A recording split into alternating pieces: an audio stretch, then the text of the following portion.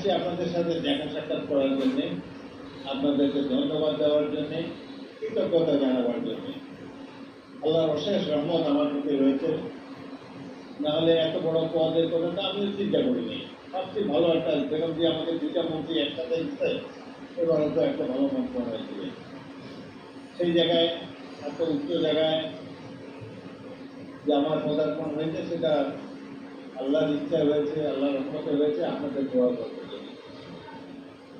এখন আমার কাছে খুব বেশি কেউ আশা করবে না। স্পিকারে এমন কিছু দেওয়ার ক্ষমতা নেই, কাউকে বড় লোক বানানোর ক্ষমতা নেই, আমার কোনো মন্ত্রণালয় নাই। এটা সম্পূর্ণ অন্য ধরনের একটা পদ। দেশের আইন তৈরি করেও রাজনৈতিক দল, আমি শুধু তাদেরকে গাইড করি।